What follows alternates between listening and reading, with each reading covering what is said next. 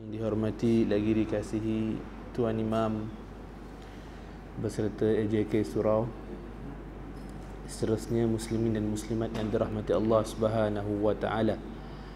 Alhamdulillah, kita bersyukur pada Allah Subhanahu wa taala kerana pada pagi yang penuh barakah ini kita dapat lagi sama-sama menunaikan solat fardu subuh secara berjemaah, dan seterusnya kita dapat duduk sebentar menunggu waktu syuruk dan mengikuti kuliah yang telah ditetapkan. InsyaAllah pada pagi ini kita sambung lagi kita punya kuliah tentang sirah Nabi sallallahu alaihi wasallam. Minum sikit.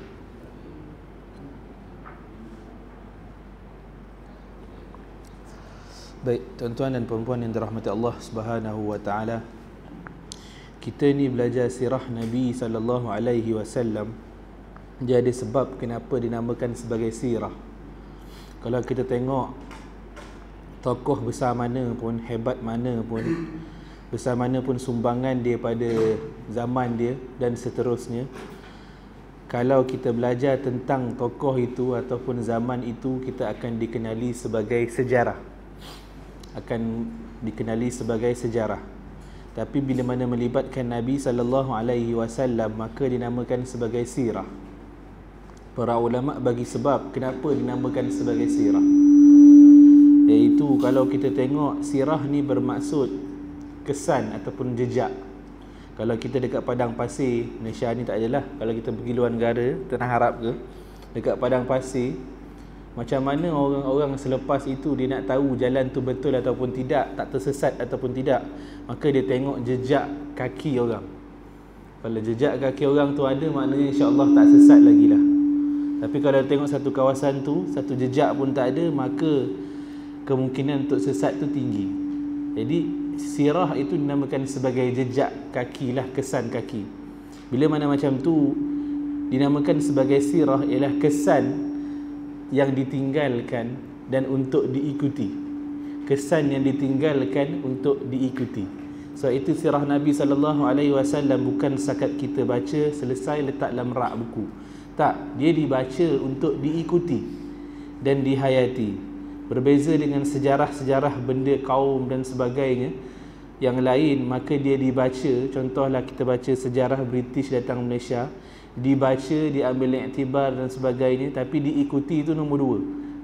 Kan, ada yang tak, ada yang boleh diikuti, kalau ada pengajaran bolehlah, kalau tak ada, tak diikuti pun tak ada masalah. Tapi untuk sirah Nabi tak, kita baca, kita ambil pengajaran, dan lepas itu ada step yang seterusnya, iaitu untuk diikuti. Sebab itu dinamakan sebagai sirah Nabi sallallahu alaihi wasallam. Dan kita kalau boleh bila mana baca sirah, jangan kita letakkan satu apa orang kata, satu penghadang depan kita supaya kita olah-olah kita baca hanya untuk ambil faedah sahaja. Kita jangan letakkan, orang kata gap lah, jangan letakkan gap antara kita dengan sirah apa yang kita baca.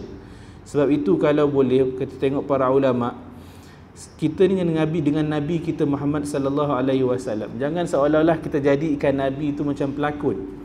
Tuan-tuan kalau tengok satu cerita, sekarang ni popular cinta Islamik lah, kan, kat mana-mana pun kalau filem tu tentang cinta Islamik, maka akan popular di kalangan remaja. Kalau kita tengok satu pelakon, dia berlakon cerita cinta Islamik, bukan main romantik dia dengan isteri dia, tapi pelakon tu dah 4 kali cerai dah, kan? Sebab apa? Sebab dia hanya berlakon sahaja. Dia hanya berlakon, kan? Yang perempuan tu kita tak tahu macam mana, tapi dalam cerita tu bukan main, dia lah isteri paling solehah yang ada dekat dunia tu zaman tu. Jadi kita tak jadikan Nabi tu macam pelakon. Sebab tu bila kita tengok cerita, kita hanya kagum hasil lakonan orang tu saja. Kita tahu, kita tak perlu contohi dia dalam realiti. Kita hanya kagum hasil lakonan. Sebab tu bila kita tengok cerita, kita balik yang sama juga. Tengoklah cerita apa pun, kita balik, kita tak ikut dia, kita tak ikut dalam alam realiti. Kita hanya kagum lakonan dia sahaja. Tapi dengan Nabi jangan buat macam tu. Seolah-olah kita kagum Nabi zaman tu je. Mana kita kagum apa yang Nabi buat zaman dia. Kita tak nak ikut dia, tak nak praktikkan apa yang dia buat dekat zaman kita. Tak. Kita tak jadikan Nabi SAW sebagai pelakon, tapi kita jadikan Nabi sebagai role model. Apa yang dia buat pada zaman dia itu yang terbaik, dan kita contohi, kita cuba praktikkan zaman kita. Baik. 2 minggu yang lepas kita dah habis cerita tentang perkahwinan Nabi SAW dengan Khadijah. Orang zaman sekarang dia panggil Siti Khadijah. Kan? Siti Khadijah. Sebab apa? Sebab dia hafal daripada lagu. Lagu ni memang main peranan sangat-sangat. Kan? Dia hafal daripada lagu. Jadi Nabi SAW kahwin dengan Siti Khadijah umur 40 pun dia tahu semua. Semua tu dia hafal daripada lagu. Siti ni dalam bahasa Arab maksud dia tuan lah. Tuan, nama Khadijah je. Tapi Siti ni dalam orang Mesir dia ada CD. Kalau tuan-tuan pergi Mesir, tuan-tuan akan dengar, biasa dengar perkataan CD. CD ni Sayyidi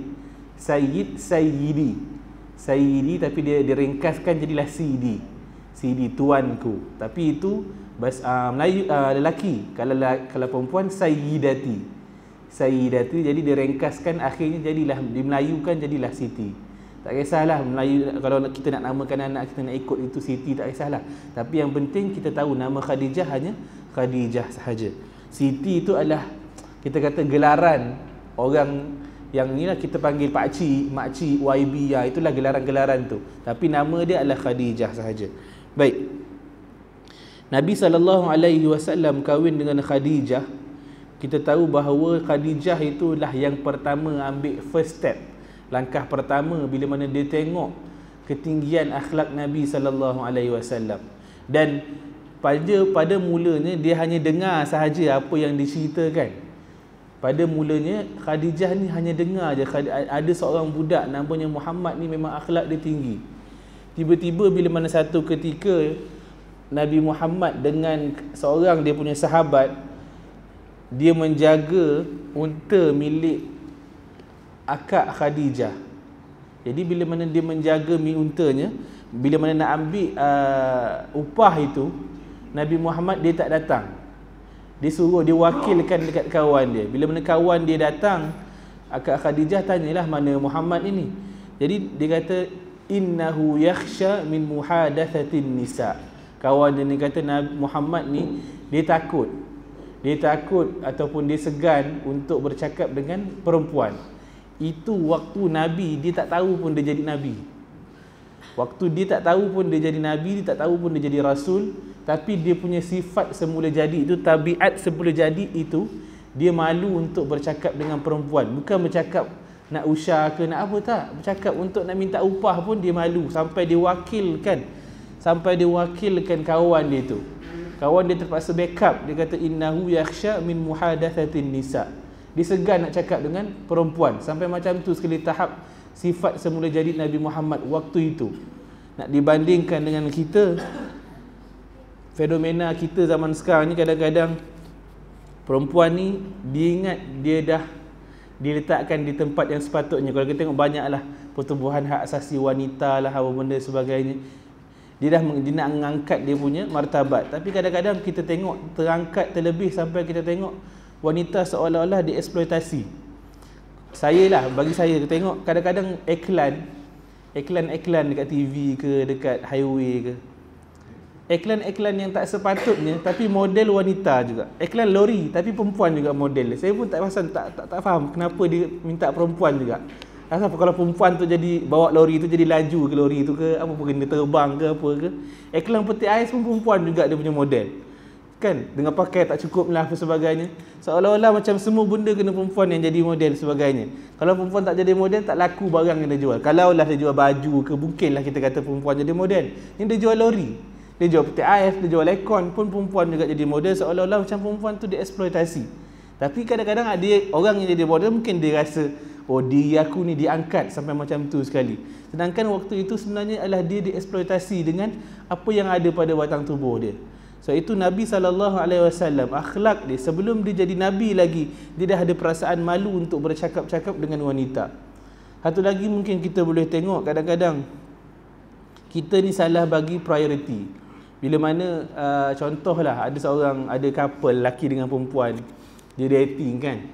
Kemudian bila mana dating nak cari kedai makan, tiba-tiba perempuan terkata mehlah kita makan dekat restoran ni. Lepas tu lelaki tu marah. Rupa-rupanya restoran yang perempuan tu ajak makan, restoran yang ada makan babi. Punyalah marah sebab apa? Sebab kita tak boleh makan babi, kita orang Islam. Tapi dia duk pegang tangan, dia duk dating tu tak ada masalah. Makan babi dia marah. Kan? Sedangkan Nabi SAW sebut dalam sebuah hadis, Nabi kata la ayyut'an fi ra'si ahadikum bimakhitin min hadid khairun lahu min ayyamassa imra'atan la tahilla lah. Kalaulah seseorang daripada kamu dicucuk dengan besi ataupun makhit atau satu besi dekat kepala kamu, lebih baik daripada dia menyentuh seorang wanita yang bukan dihalalkan untuk dia. Menyentuh bau dah macam tu sekali, dia punya perumpamaan. Nabi kata kalau dicucuk dengan besi itu lebih baik daripada dia menyentuh wanita yang tak halal. Tapi kita kadang-kadang benda tu kita tak ambil berat. Tapi kita ambil berat, betul, baguslah kita tahu tentang makanan halal dan sebagainya. Tapi bila mana wanita itu diangkat sampai macam tu, seolah-olah sebenarnya dia direndahkan maruah dia. Sebenarnya dia direndahkan maruahnya. Tapi dalam masa yang sama, kadang-kadang kita tengok ada juga keadaan-keadaan ataupun setengah keluarga yang dia merendahkan martabat wanita, mungkin disebabkan dia punya sangkaan yang salah lah, maklumat ataupun ilmu yang dia ada tak cukup. Contohnya ada orang ataupun ada family, terutamanya mak ayah, yang mungkin kata-kata dia kepercayaan lama, bila mana dia menghalang anak-anak perempuan dia untuk tuntut ilmu sebab dia kata mungkinlah perempuan ni akhirnya duduk dekat dapur dan sebagainya, ataupun dah besar kita kahwinkan, jadi dia halang untuk menuntut ilmu. Sedangkan dalam sirah Nabi SAW kita tengok isteri Nabi Khadijah ni adalah afqahun nisa ala wajhil ard, perempuan yang paling bijak sekali atas muka bumi, kan? Dia ni bukan sekadar kemampuan dia menghafal, tapi dia ada satu lagi kemampuan, iaitu kemampuan mengkritik. Dia kritis lah orang panggil. Dia bukan hanya menghafal sahaja, dia ada kemampuan untuk mengkritik sesuatu yang dia rasa tak tepat. Jadi itu yang menyebabkan dia punya kehebatan dia lagi tinggi. Dan kalau kita tengok Imam Malik, tuan-tuan pernah dengar Imam Malik? Imam Malik ni dia ada seorang anak perempuan. Dia kalau majlis ilmu dia, Imam Malik ni majlis ilmu bukan macam saya, macam ustaz-ustaz biasa, tak. Semua orang boleh datang, tak. Dia ada ujian dulu, kan? Kalau tak hafal sekian-sekian, tak payah berangan nak masuk kelas dia. Sebab tu Imam Syafi'i waktu datang nak berguru dengan Imam Malik, dia kata aku nak berguru dengan Imam Malik, sengih je. Sebab apa? Sebab dia tak kenal pun Imam Syafi'i ni siapa. Sekali Imam Syafi'i dah tunjuk dia punya kehebatan, dia hafal Muwatta', dia baca Muwatta' tanpa salah depan Imam Malik, barulah Imam Malik terima dia sebagai anak murid. Jadi siapa yang nak jadi anak murid Imam Malik ni bukan calang-calang. Yang nak duduk dalam majlis ni bukan calang-calang. Tapi dalam anak-anak murid dia yang ramai, di sebalik tirai dalam rumah dia tu ada seorang gadis, iaitu anak perempuan Imam Malik. Anak perempuan Imam Malik ni duduk balik tirai rumah dia, dan dia akan betulkan kesalahan-kesalahan yang tukang baca hadis Imam Malik. Imam Malik akan baca hadis dalam kitab Muwatta' dia, dalam majlis dia, dan orang yang baca itu, depan dia tu, anak murid dia tu, kalau salah baca, yang akan tegur itu adalah anak gadis Imam Malik yang berada di balik tirai rumah itu. Menunjukkan bahawa ilmu perempuan ini tak dihalang untuk menuntut ilmu. Dan bila Imam Malik kahwinkan anak gadis dia tu dengan salah seorang anak murid dia, jadi bila mana anak murid dia tu nak pergi, dah kahwin sebagainya, anak murid dia tu nak pergilah ke majlis Imam Malik, majlis bapa mentua dia. Anak dia kata apa? Tak payah, kau duduk sini, aku akan ajarkan kau semua ilmu Imam Malik. Maknanya dia dah habis hadam dah semua ilmu Imam Malik. Sampai macam tu sekali. Jadi orang perempuan ni sebenarnya tak dipisahkan dengan ilmu, cumanya dia kena tahulah prioriti dan sebagainya. Baik, kemudian sebelum kita masuk pada bab yang seterusnya, ada beberapa perkara juga yang saya sentuh sebelum ni, iaitu Nabi SAW, kenapa Allah pilih perjalanan hidup Nabi ni macam agak sukar pada permulaannya. Apabila waktu dia kecil, mak bapak dia meninggal awal. Mak bapak dia meninggal awal, dan apabila dia dah besar, dia dah jadi ayah, anak dia semuanya meninggal waktu dia kecil, kecuali Fatimah yang meninggal beberapa bulan selepas Nabi meninggal. Yang lain semua meninggal waktu kecil, terutamanya yang lelaki. Jadi para ulama dia kaji dan dia teliti peristiwa ni. Dia kata sebab apa? Sebab musibah yang paling besar bagi seorang anak itu adalah kehilangan mak ayah, dan musibah yang paling besar bagi seorang mak ayah itu adalah kehilangan anak. Jadi Nabi SAW rasa kedua-dua musibah yang paling besar itu dalam hidup dia, waktu kecil dan waktu besar. Untuk waktu dia besar itu, para ulama kata kenapa Nabi SAW anaknya semua diwafatkan sebelumnya, waktu kecil lagi. Para ulama kata kalau kita tengok, Allah tak nak jadikan kenabian itu, risalah kenabian itu sebagai warisan. Kalau kita tengok zaman dulu, terutama kalau yang paling dekat sekali Nabi Ibrahim lah.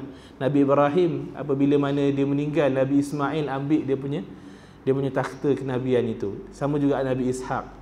Jadi Allah Subhanahu Wa Taala specialnya Nabi Muhammad ini, Allah tak jadikan seolah-olah harta ataupun takhta kenabian itu dapat diwarisi oleh anak dia.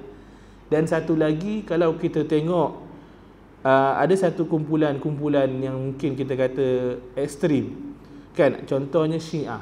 Syiah ni tuan-tuan, dia muliakan siapa? Dia muliakan Ali dan Fatimah. Dia muliakan Ali dan Fatimah. Fatimah ni siapa? Fatimah ni anak perempuan Nabi. Anak perempuan Nabi. Dan Ali ni menantu Nabi, sepupu dan juga menantu. Jadi dia muliakan Fatimah dan Ali. Itu anak perempuan Nabi. Dah dimuliakan sampai begitu sekali, sampai boleh muncul satu golongan namanya Syiah. Cuba kalau tuan-tuan bayangkan kalau Nabi ada anak lelaki, agak-agak akan muncul tak lagi satu golongan yang fanatik juga yang memuliakan anak lelaki Nabi. Kalaulah anak perempuan Nabi pun sampai macam tu sekali Syiah buat, kalaulah ada anak lelaki yang dah besar, yang dah pegang kuasa pemerintahan dan sebagainya, agak-agak muncul tak tidak golongan yang mungkin juga memuliakan sampai begitu sekali. Jadi Allah Subhanahu Wa Taala perancangannya hebat. Dia mungkin dah tahu apa yang kita tak tahu. Jadi disebabkan itu dia matikan semua anak-anaknya waktu dia masih kecil. Baik, seterusnya ada satu lagi beberapa perkara yang kita kata Nabi SAW apabila berkahwin dengan Khadijah, Nabi tak pernah kahwin dengan orang lain. Untuk satu tempoh yang lama, berpuluh-puluh tahun. Untuk satu tempoh yang lama, Nabi SAW kahwin dengan Khadijah, umur Nabi 25. Nabi bila mana Khadijah meninggal, Nabi SAW umur 50. Maka untuk tempoh yang lama Nabi tak kahwin lain. Jadi bila mana macam tu, satu ketika bila mana Nabi kahwin dengan Khadijah, dengan Aisyah. Kita tahu Aisyah ni, dia ni seolah-olah mewakilkan anak gadis yang berkahwin awal. Nabi SAW isteri dia banyak. Jadi setiap isteri dia ni ada background tersendiri. Contoh Ummu Salamah. Ummu Salamah ni adalah orang yang berpengaruh, orang bijak. Jadi dia wakil sebagai kita kata macam businesswoman lah, orang yang bijak yang berpengaruh sebelum dia kahwin dengan Nabi. Sebab itu kalau kita tengok banyak pendapat Ummu Salamah Nabi pakai.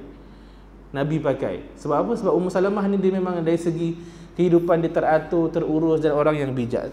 Antaranya pendapat yang Nabi pakai, pendapat Ummu Salamah bila mana Nabi SAW terhalang untuk melakukan umrah pada perjanjian Hudaibiyah. Kemudian Ummu Salamah bagi pendapat, dia kata dan sebagainya. Okey. Tapi Aisyah ni pula dia mewakilkan gadis-gadis muda yang kahwin awal. Gadis-gadis muda yang kahwin awal. Sebab Aisyah kahwin dengan Nabi SAW umur 6 tahun. Umur 6 tahun. Jadi dia mewakilkan gadis-gadis muda yang kahwin awal. Sebab tu kadang-kadang kita tengok ada peristiwa-peristiwa yang Nabi SAW dengan Aisyah, kita kata tak mungkin berlaku untuk seorang isteri Nabi. Kan? Contohlah Nabi SAW masuk rumah, tengok Aisyah tengah menyanyi dengan kawan-kawan dia yang gadis-gadis kecil. Benda ni tak mungkin untuk berlaku seorang isteri Nabi. Sebab apa? Sebab tak mungkinlah isteri Nabi masih lagi menyanyi sedangkan dia mengambil tugas yang berat sebagai isteri seorang Rasul. Tapi waktu tu Aisyah masih kecil. Kan? Kadang-kadang kita tengok Aisyah ada bersama dengan dia anak-anak patung dan sebagainya. Yang kita katakan, dan daripada situ para ulama mengatakan boleh kita menggunakan anak patung yang tak ada rupa bentuk tertentu. Ada satu peristiwa yang mana Nabi SAW pada hari raya, Nabi pada waktu itu Nabi di Masjid Nabawi, kemudian Aisyah dia ternampak ada orang Arab, bukan orang Arab, dia tengah main pedang, pertunjukan pedang dalam masjid. pertunjukan pedang dalam masjid. Untuk seorang yang dah tua, contohlah kita, tak mungkin kita nak tengok benda itu. Baiklah kita sibuk dengan benda yang lain. Tapi Aisyah waktu tu dia nak tengok, dan Nabi layan apa keinginan Aisyah tu. Setiap Nabi dukung Aisyah untuk tengok pertunjukan tu. Kan menunjukkan bahawa Aisyah ni dia ada jiwa muda. Bila mana macam tu, Aisyah ni kadang-kadang dia terasa pada tempat yang tak sepatutnya lah. Dia terasa cemburu kadang-kadang pada tempat yang tak sepatutnya. Sedangkan dia tahu Nabi SAW sangat sayangkan dia. Nabi kata, wa fadli Aisyah ala sa'irin nisa' ka fadli tharid ala sa'irit ta'am. Aisyah ni memang adalah kelebihan-kelebihan yang hebat. Tapi kadang-kadang bila mana satu ketika dia cemburu dengan Khadijah. Bila mana dia tengok Nabi SAW, dia mengutamakan Khadijah. Contohnya apabila Nabi SAW ada dapat satu pemberian hadiah, ataupun Nabi ada kambing makanan lebih, Nabi akan hantarkan pemberian itu ataupun makanan itu ke rumah kawan-kawan Khadijah. Ke rumah kawan-kawan Khadijah. Khadijah waktu itu dah meninggal, tapi Nabi tetap muliakan Khadijah dengan Nabi muliakan kawan-kawan dia. Kan? Jadi ada juga ada beberapa perkara yang bila mana Aisyah tengok macam tu, dia terasa. Sampailah satu ketika dia tanya, dia tak boleh tahan dah. Dia dah membuat-buat, dia tanya Nabi SAW, dan apabila pertanyaan dia itu mengguris hati Nabi sampai Nabi punya muka merah. Aisyah bila tengok macam tu, Aisyah kata, aku tak rasa dah tanya lepas ni. Tapi dia tanya juga sebab apa? Sebab dia tak tahan. Dia tengok Nabi SAW ada buat perkara yang seolah-olah memuliakan Khadijah, sedangkan Khadijah waktu tu dah tak ada. Dan Nabi SAW sebutlah satu-satu apa sebab dia muliakan Khadijah sampai macam tu sekali. Antaranya adalah Khadijah inilah orang pertama yang menerima Islam dikala orang lain mencemoh Nabi. Khadijah juga adalah orang yang memberi bantuan kewangan. Sebab Khadijah ni kita dah cerita sebelum ni, dia ni orang kaya. Dia kaya disebabkan harta warisan suami dia, businesswoman. Jadi dialah yang beri bantuan kewangan untuk sebarkan Islam. Dialah yang bagi support moral kepada Nabi bila mana orang lain semua tak nak masuk Islam. Jadi disebabkan itu Nabi SAW kenang jasa Khadijah. Nabi kenang jasa Khadijah, Nabi muliakan Khadijah walaupun Khadijah pada waktu tu dah wafat. Jadi antara sifat mulia Nabi adalah Nabi ni kenang jasa orang. Kita ni sama juga, sepatutnya kita kena kenang lah. Kadang-kadang mungkin dulu kita tak kaya dan sebagainya, tiba-tiba alhamdulillah Allah Subhanahu Wa Taala bagi kekayaan, dengan perantaraan mungkin ada beberapa orang yang tolong kita. Jadi bila mana kita dah ada kemewahan sedikit, sepatutnya kita kenang jasa orang. Kita kenang jasa orang macam mana Nabi SAW kenang jasa Khadijah. Walaupun Khadijah dah wafat, kalau orang yang dah berjasa dengan kita tu dah meninggal sekalipun, kita kenang jasa dia dengan kita muliakan kawan-kawan dia dan sebagainya. Macam mana Nabi SAW buat pada Khadijah. Baik, untuk hari ini kita akan masuk pada satu lagi peristiwa, iaitu peristiwa pembinaan Kaabah. Peristiwa pembinaan Kaabah. Nabi SAW, Kaabah ni dah dibina awal lagi pada zaman Nabi Ibrahim. Kita cerita macam mana Nabi Ibrahim datang jumpa Nabi Ismail, dia kata Allah memerintahkan aku untuk bina Kaabah. Jadi Nabi Ismail dia kata, kau nak aku tolong ke tak? Mestilah kena tolong. Jadi dia orang pun bina Kaabah, dan apabila selesai bina Kaabah, mereka pun mengucapkan satu doa, Rabbana taqabbal minna innaka antas samiul alim. Ya Allah, ya Tuhan kami, kau terimalah amalan kami, sesungguhnya engkau ini maha pendengar dan maha mengetahui. Kita amalkan doa ini pada setiap kali kita lepas buat apa-apa ibadah. Kita ni iman taklah kuat mana. Kadang-kadang mula kita buat tu dah ikhlas, tapi kita tak tahu kadang dalam perbuatan ataupun ibadah kita tu mungkin ada waktu-waktu yang tak ikhlas. Jadi setiap kali kita buat apa-apa ibadah, kita tutup dengan doa Rabbana taqabbal minna innaka antas samiul alim. Ada orang dia action lepas daripada dia solat, dia terus keluar zikir entah ke mana, wirid entah ke mana, seolah-olah dia yakin 100% amal ibadah yang dia buat itu diangkat dan tidak ditolak oleh Allah Subhanahu Wa Taala. Nabi Ibrahim tu seorang nabi yang maksum. Zaman dialah yang paling mulia atas muka bumi Allah, dan dia buat satu amal ibadah yang paling mulia waktu itu, iaitu bina Kaabah. Tapi tetap juga dia akhiri amalan dia itu dengan doa Rabbana taqabbal minna. terimalah amalan kami kalau kita lagilah sepatutnya. Baik, bila mana Nabi Ibrahim bina Kaabah, Nabi Ibrahim dia bina Kaabah bukan macam apa yang kita nampak sekarang ni. Kalau tuan-tuan yang pernah pergi umrah ataupun haji, sekarang ni lagi mudah. Tak payah pergi sana pun kita dah boleh nampak Kaabah depan mata, dah boleh dengar bacaan Al-Quran, dengar depan mata dan sebagainya.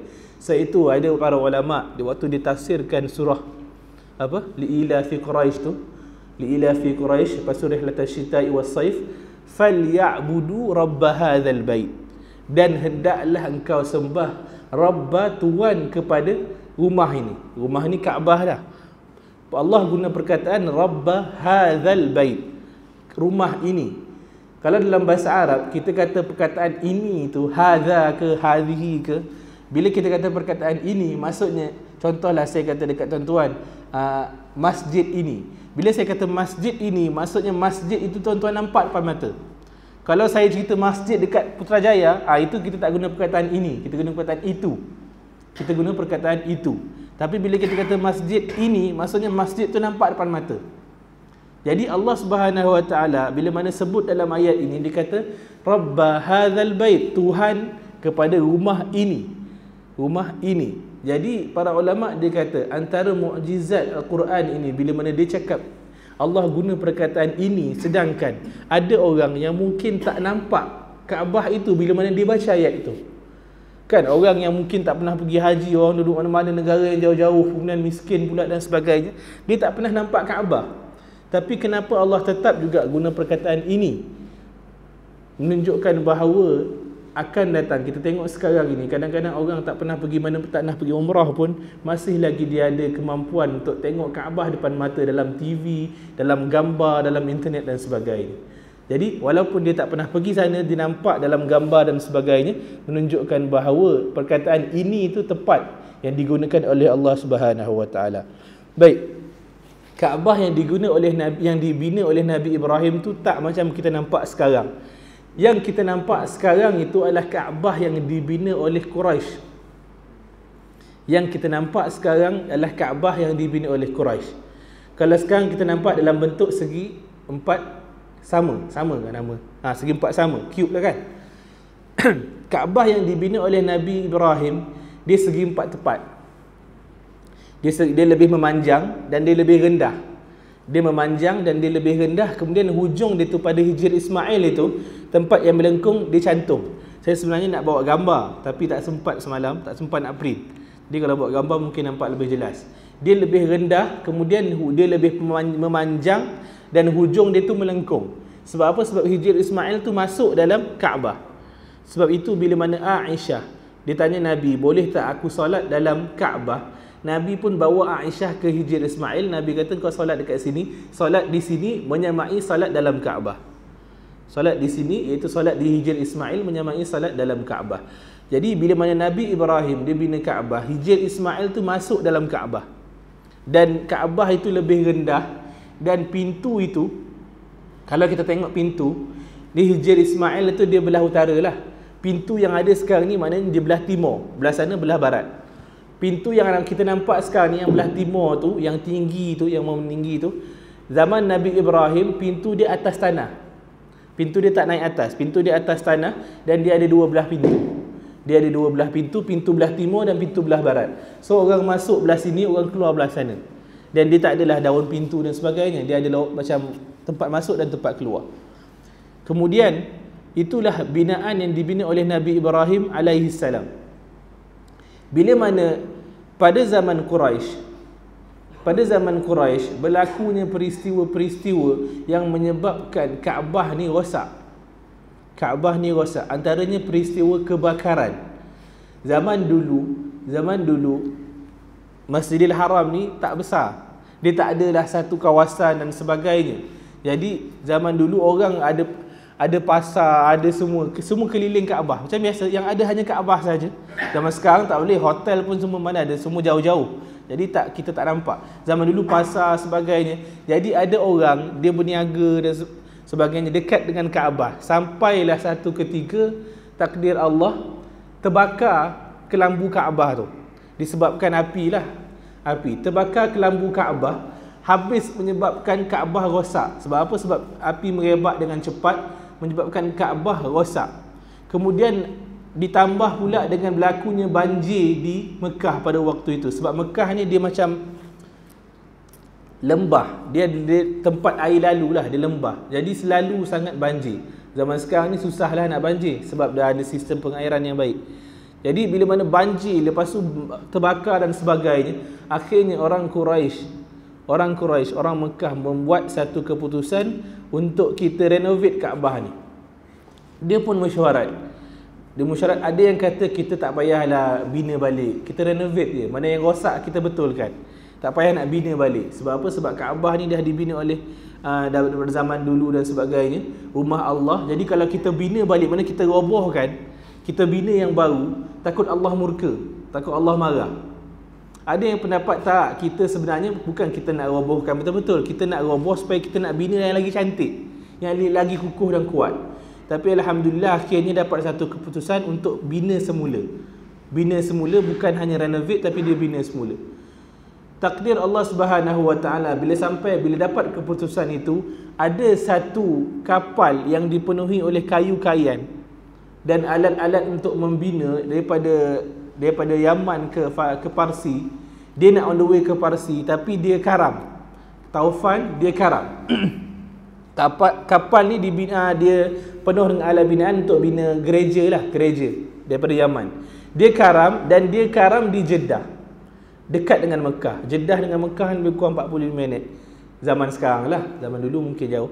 Jadi bila mana macam tu, bila mana dia karam, orang-orang yang dalam kapal tu dia tak boleh nak balik Yaman.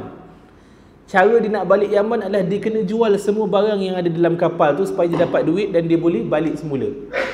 Bila mana dia jual dalam keadaan kayu-kayu yang kualiti tinggi, dalam keadaan alat binaan yang kualiti tinggi dan sebagainya, batu-batu kualiti tinggi yang tak pernah ada pun dekat tanah Arab waktu tu.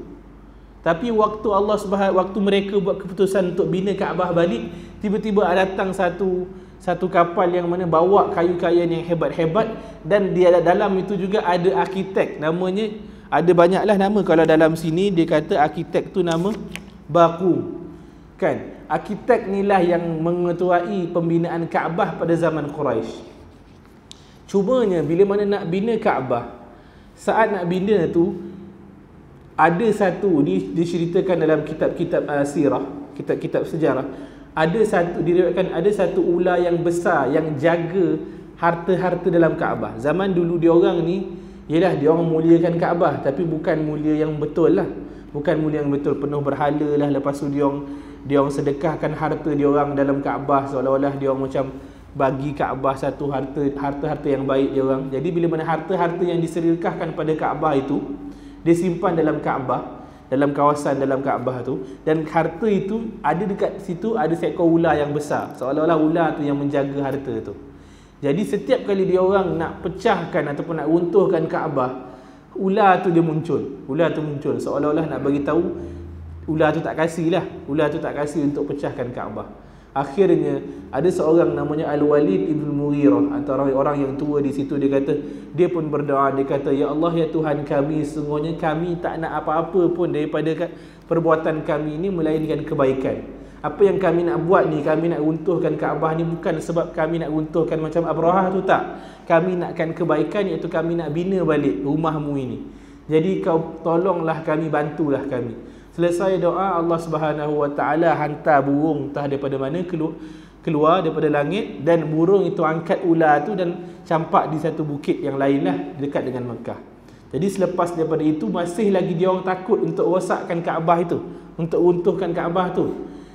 Al-Walid Ibn Mughirah ni dialah orang pertama. Dialah orang pertama yang cuba untuk hancurkan batu Kaabah tu untuk dibina balik. Tapi orang Mekah bila mana tengok Al-Walid ni, kita kata kita tengok dulu dia sehari. Kalau lepas dihancurkan ni, esok dia mati, maknanya Allah tak kasihlah buat benda ni. Dia tinggalkan sehari, tengok esok tu Al-Walid dia masih sihat, makan pun banyak, 2-3 pinggan lagi.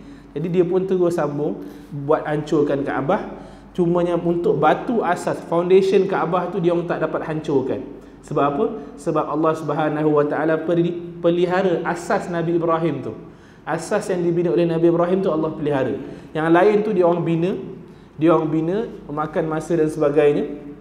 Binaan dia orang itulah yang kita tengok sekarang ni, iaitu jadilah segi empat sama. Yang pertama, segi empat sama bukan memanjang lagi. Kemudian Hijr Ismail tu dikeluarkan daripada Kaabah. Dikeluarkan daripada Kaabah secara penglihatanlah, dari segi hukum tetap sama, iaitu di dalam Kaabah. Kenapa dikeluarkan daripada Kaabah? Sebab orang Quraisy tak cukup pendapatan, dana tak cukup. Dia orang ni kaya raya, orang kafir Quraisy ni kaya raya, ada yang bangsawan dan sebagainya. Tapi bila mana kita tengok dia waktu bina Kaabah, dia kata tak cukup pendapatan. Kita pun pelik, macam mana boleh tak cukup pendapatan, tak cukup dana, sedangkan dia orang kaya raya. Ramai yang dah kaya, lepas tu dermawan lagi ramai.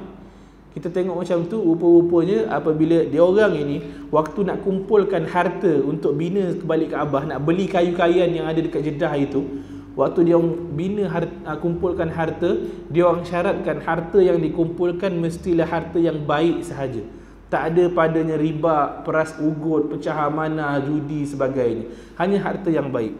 Jadi dia orang memang kaya, yang tapi 3/4 daripada kekayaan tu harta yang tak elok.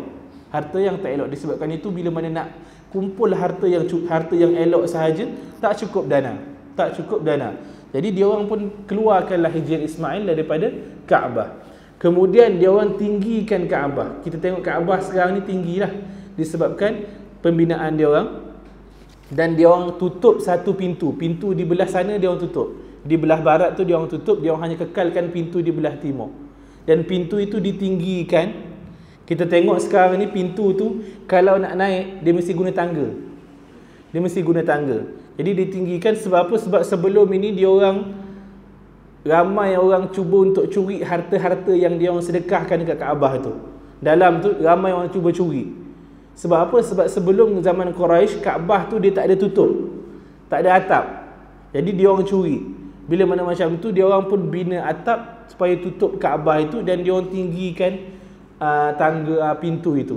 Pintu itu dia orang tinggikan, dan hanya satu pintu sahaja, iaitu pintu belah timur yang kita ada sekarang ini. Jadi itulah Kaabah yang sekarang yang kita nampak. Itulah Kaabah yang dibina pada zaman Quraisy. Sebab itu bila kita tengok dia orang kafir Quraisy ni, bila mana nak bina Kaabah pun dia orang pilih harta-harta yang baik-baik. Kita ni sepatutnya lagilah, kalau yang kita kata kita beriman, tauhid dan sebagainya, umat Muhammad, kalau nak bina sesuatu benda yang baik, lagilah kita kena pilih harta yang baik-baik. Bukan harta yang kadang-kadang kita nak derma syria ke apa, kita pilih baju yang kita bagi baju yang kita tak pakai pun, tak muat lagi sebagainya. Seolah-olah kita bukan nak sedekah yang betul-betul yang baik. Sedangkan Allah kata dalam Quran, lan tanalul birra hatta tunfiqu mimma tuhibbun. Tidak akan dapat kebaikan melainkan kamu bersedekah pada harta yang kamu suka. Lagi kita suka harta tu, lagi itu yang kita bagi sedekah. Sepatutnya macam tu. Kalau orang kafir Quraisy pun boleh buat macam tu, kita ni yang kita kata umat Nabi Muhammad dan sebagainya, lagilah sepatutnya kita buat macam tu. Sedekah maknanya harta yang kita rasa itulah yang paling bernilai. Kalau kereta tu janganlah, tapi jangan kereta tu ada satu itu yang kita sedekahkan. Naik taksi pula lepas tu, maknanya berpadalah. Kalau benda tu kita ada dua, dan benda tu benda yang kita suka, kita bagi salah satu supaya kita dapat apa yang disebut oleh Allah Subhanahu Wa Taala. Abu Talha Al-Ansari, seorang sahabat Nabi, bila mana turun ayat ni lan tanalul birra hatta tunfiqu, dia kata, ya Rasulullah, aku hanya ada satu kebun ni sahaja. Adakah boleh untuk aku sedekahkan kebun ini? Dan kebun ini adalah harta yang paling bernilai bagi aku. Aku nak sedekahkan bila mana turun ayat ni. Dan dia pun Rasulullah mengata Rasulullah kata semoga Allah menguntungkan kamu dan sebagainya. Dia waktu nak sedekah, bila mana turun ayat ni, dia pergi ke kebun dia, nak sedekahkan ataupun nak wakafkan kebun dia tu. Dia tak masuk pun kebun dia. Isteri dia ada dalam tu, dia suruh isteri dia keluar dalam keadaan dia tak masuk pun kebun tu. Sebab apa? Sebab bila mana turun ayat tu, dia dah niatkan untuk wakaf. Jadi bila mana untuk bagi kebun tu, dia tak masuk. Start daripada tu dia tak masuk. Walaupun isteri dia ada dalam tu, dia hanya panggil daripada luar. Start daripada dia niat itu, dia dah tak masuk kebun dia itu. Nak menunjukkan bahawa dia orang ini sangat-sangat hebat dalam mengikut ayat-ayat Allah Subhanahu Wa Taala. Baik. Jadi itulah Kaabah yang kita lihat zaman sekarang ini, Kaabah yang dibina oleh kafir Quraisy. Kalau kita tengok perjalanan Kaabah, ada banyak kali berlakunya pembinaan baru, renovation. Zaman saya hanya cerita zaman Quraisy. Sebab apa? Sebab nak ikut tally dengan cerita buku ni. Tapi selepas daripada itu berlaku lagi kerosakan zaman Ibn Zubair pada tahun 73 Hijrah. Kemudian berlaku lagi renovation zaman Al-Hajjaj. Kemudian berlaku lagi renovation 3-4 kali. Tapi dia tukar-tukar gitu je lah. Akhirnya dia kembali kepada asal, iaitu apa yang dibina oleh Quraisy. Ada zaman Al-Hajjaj, dia cuba untuk bina macam mana, zaman Ibn Zubair dia cuba untuk bina macam mana Nabi nak. Nabi kalau boleh, dia nak Kaabah ni dibina macam mana Nabi Ibrahim bina. Rendah sedikit, kemudian ada 2 pintu, kemudian pintu tu jejak tanah tak ditinggikan dan sebagainya, dan dimasukkan hijir dalam Kaabah. Nabi kalau boleh nak macam tu. Waktu Nabi buka kota Mekah, Nabi cakap dengan Aisyah. Dia kata, laula anna qaumuki haditha ahdin bil Islam. Kalaulah tak kerana kaum kamu ini baru masuk Islam, aku pasti akan bina Kaabah ni macam mana Nabi Ibrahim bina. Nabi nak macam tu.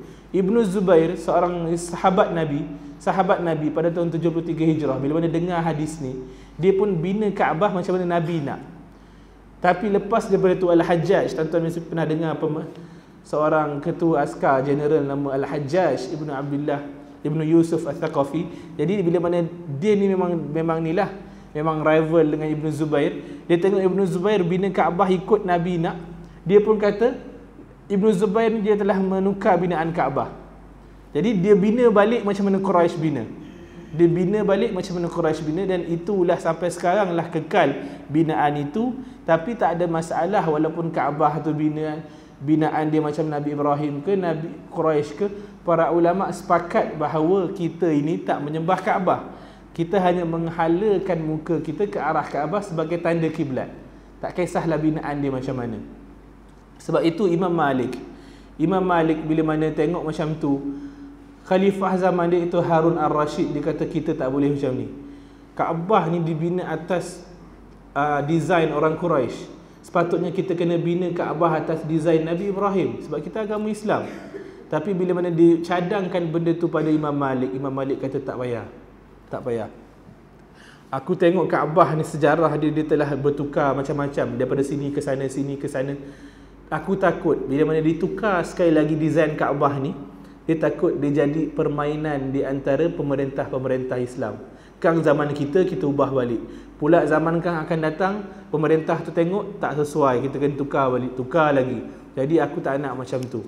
Sebab tu ada beberapa perkara yang kita tengok di Mekah dan Madinah, kadang-kadang bukan atas desain yang betul, bukan atas desain yang dikehendaki oleh Islam.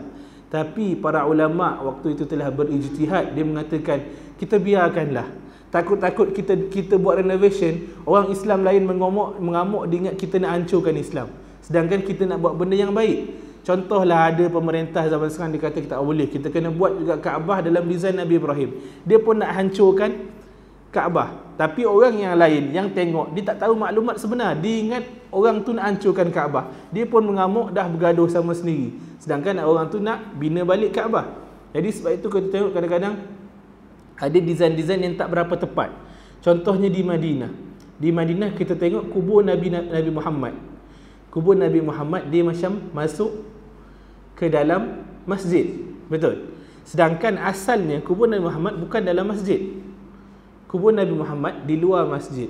Nabi Muhammad dikebumikan di rumah Aisyah, dan rumah Aisyah di luar masjid.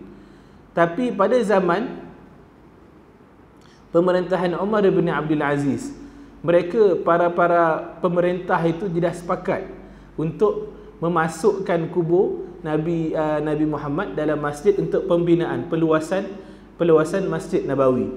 Sedangkan pada waktu itu para ulama pada waktu itu sangat tak setuju. Tapi pemerintah dah buat keputusan. Tapi selepas daripada itu tak ada para ulama dia kata tak, kita kena keluarkan balik, hancurkan balik kubur Nabi. Tak, tetap dia orang kekalkan. Sama juga dengan kubah yang ada warna hijau itu. Kubah yang warna hijau atas kubur itu bukan satu perkara yang sunnah, kan? Cumanya para ulama kata cubalah ada pemerintah kata tak, kita kena kekal, kita kena hancurkan kubah ni. Hancurkan kubah, orang daripada Iran datang mengamuk, dia kata ni pemerintah ni nak hancurkan Kubah Nabi Muhammad lah, dah orang daripada sini negara lain semua mengamuk, jadi Islam bergaduh. Jadi disebabkan itu ada satu-satu binaan yang mungkin tak berapa tepat di sudut Islam, tapi dikekalkan lebih elok kerana maslahat umat Islam pada waktu itu. Maslahat umat Islam pada waktu itu. Sebab itu para ulama dia kata biarlah Kubah itu di situ, kalaulah dengan membiarkan itu umat Islam dapat bersatu. Kita dalam masa yang sama kita tak adalah ada kepercayaan lebih elok kita buat macam ni dan sebagainya. Sebab itu, dan ada para ulama dia kata kita tengok sekarang walaupun Hijr Ismail dikeluarkan daripada Kaabah, ada hikmah tertentu. Sebab apa? Sebab sekarang ni kalau kita nak masuk Kaabah memang tak ada can lah. Memang tak ada can. Dia hanya dibuka yang pertama untuk pembersihan, dan yang kedua kalau ada V, berapa banyak V nak masuk baru boleh. Setakat satu V dia tak masuk, tak boleh. Buatlah surat besar mana pun tak boleh. Banyak V baru boleh masuk. Jadi susah untuk masuk dalam Kaabah. Tapi disebabkan Hijr Ismail sekarang dah dikeluar daripada Kaabah, kita masih ada peluang untuk solat dalam Kaabah, iaitu solat dekat Hijr Ismail. Cuba bayangkan kalau Hijr Ismail masih kekal pada binaan Nabi Ibrahim, iaitu dalam Kaabah, kita langsung tak ada peluang untuk solat dalam Kaabah. Tapi disebabkan Nabi Ibrahim, apa yang berlaku pada zaman Quraisy, hikmah yang berlaku adalah kita masih berpeluang untuk solat dalam Kaabah dengan solat di Hijr Ismail. Baik, itu saja mungkin kita stop pada pembinaan Kaabah, dan seterusnya insya-Allah kita akan sambung pada kuliah-kuliah akan datang. Apa yang baik itu datang daripada Allah Subhanahu wa taala, dan apa yang buruk itu datang daripada diri saya sendiri. Aku qauli hadza wa astaghfirullahal azim li wa lakum. Assalamualaikum warahmatullahi taala wabarakatuh. A'udzubillahi minasyaitonir rajim. Bismillahirrahmanirrahim. Alhamdulillahirabbil alamin. Wassalatu wassalamu ala asyrafil anbiya'i wal mursalin wa ala alihi wa sahbihi ajma'in. Allahumma anfa'na bima 'allamtana wa 'allimna ma yanfa'una wa zidna ilma. Allahumma faqihna fid din wa 'allimna ta'wil. Allahumma arinal haqqa haqqan warzuqna ittiba'ah wa arinal batila batila warzuqna ijtinabah. Wa sallallahu ala sayyidina Muhammad wa ala alihi wa sahbihi wa baraka wa sallam. Alhamdulillahirabbil alamin.